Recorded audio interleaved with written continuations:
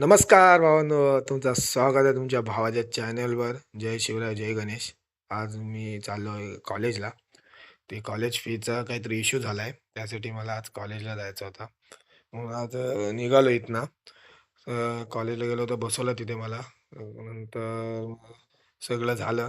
तिथनं मी आलो कॉलेजवरनं कामावर.